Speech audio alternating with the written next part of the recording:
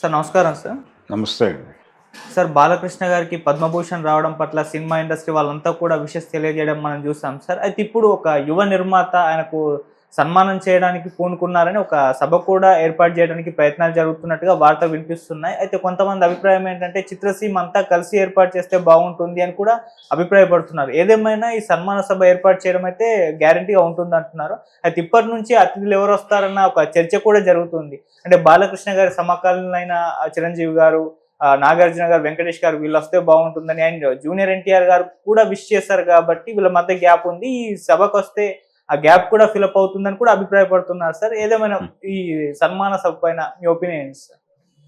అంటే సన్మాన సభ ఇండస్ట్రీ మొత్తంగా కలిసి చేస్తే బాగుంటుంది. అంటే గతంలో అలా జరిగినటువంటి సందర్భం ఉంది. చిరంజీవి గారికి వచ్చినప్పుడు కూడా ఇలాంటి ఒక సభ జరిగింది. ఓకే. అది ఇండస్ట్రీ బాధ్యత తీసుకుని చేసినటువంటి సందర్భం. అందుకని ఇప్పుడు కూడా అలాంటి ఏర్పాటు ఏదైనా జరిగితే బాగుంటుంది. అలాగే అందరు హీరోలు వచ్చి ఒకసారి ఆయనతో తమకున్నటువంటి అనుబంధం అది షేర్ చేసుకుంటే బాగుంటుంది. అయితే ఇక్కడ ఇది ఏర్పాటు జరుగుతుంది. ఖచ్చితంగా చాలామంది చిరంజీవి వీళ్ళందరూ వచ్చే అవకాశం ఉంది. నాగార్జున ఇన్వైట్ చేస్తే వస్తాడు ఆయన కూడా. అయితే ఇక్కడ ఇండస్ట్రీ బాలకృష్ణ గారి ఈవెంట్ చేయటం అనేది ఇంట్రెస్ట్ చూపించడానికి ఒక కీలకమైన అంశం ఏంటంటే, ప్రస్తుతం బాలకృష్ణని వ్యతిరేకించే పరిస్థితి ఎవరికి లేదు. ఎందుకు లేదు అంటే వాతావరణం బాగుంది. ఏ వాతావరణం బాగుంది? రాజకీయ వాతావరణం చాలా బాగుంది. ఇప్పుడు ప్రభుత్వంలో ఉన్నారు వారు ఎమ్మెల్యేగా ఉన్నటువంటి పార్టీ అక్కడ అధికారంలో ఉంది.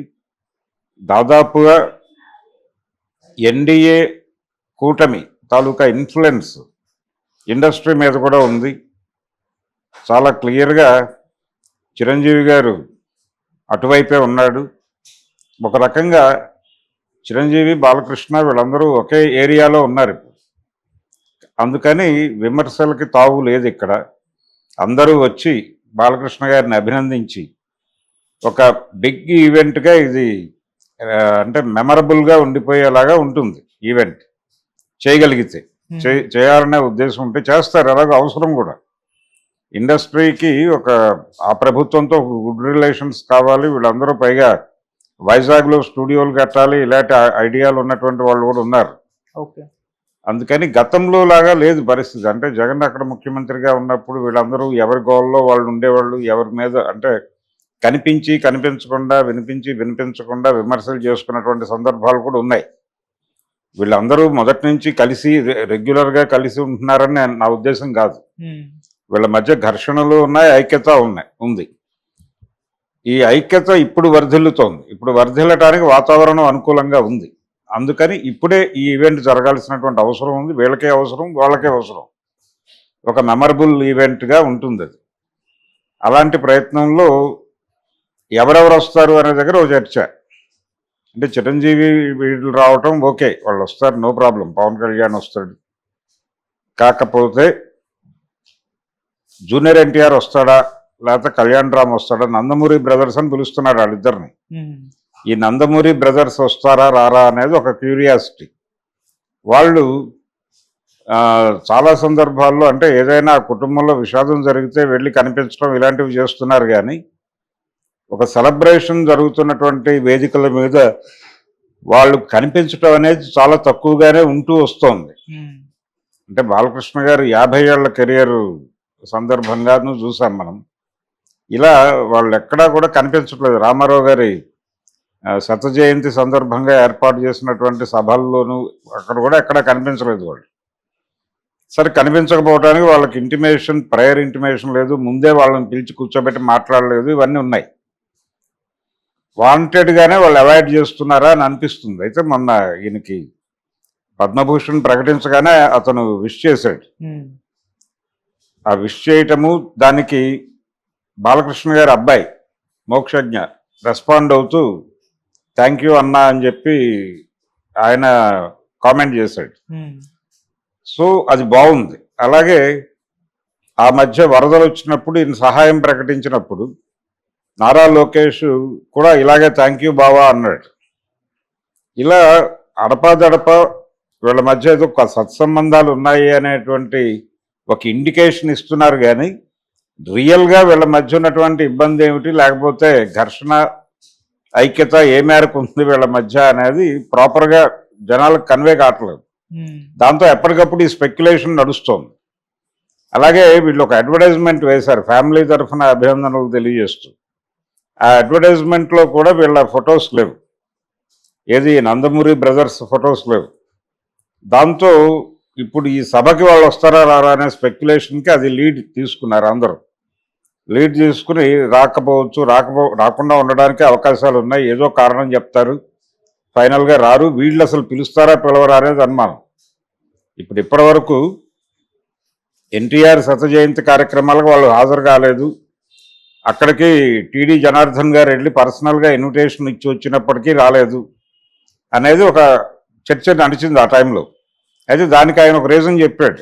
అంటే May 20th పెట్టారు మీరు ప్రోగ్రాము, ఆ రోజు నా బర్త్డే ఉంది, అందుకని దానికి సంబంధించి వేరే కార్యక్రమాలు వేరే మనుషులతో ఆల్రెడీ డిజైన్ అయిపోయి ఉన్నాయి, వాటిని డినై చేసి నేను ఇక్కడికి రాలేని పరిస్థితి ఉంది, అందుకని నాకు ముందే చెప్పుంటే నేను ఆ ప్రోగ్రామ్ సార్ట్అవుట్ చేసుకోవడానికి ముందే తెలుసుంటే నేను దీనికి ప్రయారిటీ ఇచ్చుండేవాడిని, కానీ నాకు జస్ట్ 1 week బిఫోర్ చెప్పడంతో నేను నా చేతుల్లో లేకుండా పోయింది, అందుకని రాలేకపోతున్నాను అనే పద్ధతిలో ఆయన ఏదో ఒక వివరణ అయితే జనానికి ఇచ్చాడు. ఇది అలాగే ఇప్పుడు కూడా ఏదైనా రీజన్ చెప్పచ్చు, అందుకని ముందే ఇన్వాల్వ్ చేస్తే బాగుండేది. ఇప్పుడేం జరిగింది, ఫ్యామిలీ వైపు నుంచి వేసినటువంటి అడ్వర్టైజ్మెంట్లో వాళ్ళ ఫొటోస్ లేకపోవడం వలన ఇప్పుడు తప్పు ఇటువైపు నుంచి జరిగింది. కలుపుకుని రావడానికి వీళ్ళు సుముఖంగా లేరు, రావడానికి వాళ్ళకు సుముఖత ఉందా లేదా అనేది వేరే గొడవ. వీళ్ళు ముందు చేయి జాచి పిలవాలి కదా వాళ్ళని, ఆ పిలుపు ప్రాపర్గా ఉండటం లేదు, అందుకని వాళ్ళు దూరంగా వ్యవహరిస్తున్నారు అనే అభిప్రాయం జనంలో ఉంది. ఆ జనంలో ఉన్నటువంటి అభిప్రాయం ఇలాంటి సందర్భాల్లో ఒక్కసారి బలపడి అదే ఒపీనియన్గా మారిపోయేటువంటి ప్రమాదం ఉంది. ఆ ప్రమాదం జరిగిపోయింది ఆల్రెడీ. ఇప్పుడు వాళ్ళిద్దరూ వస్తారా రారా అనేది వేరే గొడవ. వాళ్ళిద్దరినీ పక్కన పెట్టేస్తే నాగార్జున గారు స్పందించలేదు. ఈయన దీనికి సంబంధించి ఇండస్ట్రీలో అందరూ ట్వీట్లు చేశారు, కానీ ఆయన అసలు నో ట్వీటు నో రెస్పాన్స్. ఆయన ఎప్పుడు ఎలా వ్యవహరిస్తాడో అలాగే ఉన్నాడు, స్థిరంగా తన స్టాండ్ మీద తాను నిలబడి ఉన్నాడు. కాబట్టి నాగార్జున గారు వస్తాడా, వీళ్ళు వెళ్ళి ఇన్వైట్ చేస్తే వచ్చే ఛాన్సెస్ ఉన్నాయి, కన్సిడర్ చేస్తాడు ఆయన. వెళ్ళి తలుపు కొట్టి అయ్యా మీరు రావాలి అంటే కన్సిడర్ చేసి వచ్చే అవకాశం అయితే ఉంది. అక్కినే నాగేశ్వరరావు గారు ఉంటే డెఫినెట్గా వచ్చేవాడు. ఇతను కూడా వస్తాడు, వీళ్ళు వెళ్ళి ప్రాపర్గా అప్రోచ్ అయితే. సో ఇండస్ట్రీ గనక చేస్తే ఇండస్ట్రీ పెద్దలు వెళ్ళి అందరినీ కలుపుకుంటారు. ఇది ఫ్యామిలీ ఫంక్షన్ కాకుండా ఇండస్ట్రీ ఫంక్షన్గా జరిగితే బాగుంటుంది. అలాగే ఎవరో ఒక ప్రొడ్యూసర్ బాధ్యత తీసుకోవడం, ఇప్పుడు డాకు మహారాజ్ ప్రొడ్యూసర్ ఒకవేళ బాధ్యత తీసుకుంటే, అంటే దాన్ని హిందీ వెర్షన్ అది రిలీజ్ చేసుకున్నారు, వాళ్ళకి ఏదో కొంత నడుస్తోంది అక్కడ. దాంతోపాటు దానికి ప్రీక్వెల్ ఉంటుందని చెప్తున్నారు ఆయన. ఆ ప్రీక్వెల్ ఉంటుందా లేదా అనే దానికంటే కూడా ప్రస్తుతం వాళ్ళు బాలకృష్ణతో టైఅప్లో ఉన్నారు, అందుకని ఆయన బాధ్యత భుజాన్ని వేసుకోవడం కన్నా కూడా ఇండస్ట్రీ ఇన్ టోటల్ చేస్తే బాగుంటుంది. ఇండస్ట్రీ పెద్దలు కల్పించుకుంటే అప్పుడు డెఫినెట్గా నాగార్జున లాంటి వాళ్ళు వస్తారు, వచ్చి ఆ వేదిక మీద 4 మాటలు మాట్లాడితే ఈ ఏరియాలో ఈ 2 కుటుంబాల మధ్య ఏదో ఉంది అనే అభిప్రాయానికి కూడా చెక్ పెట్టినట్టు అవుతుంది. మరి అలాంటి ప్రయత్నం ఏమైనా చేస్తారేమో చూడాలి.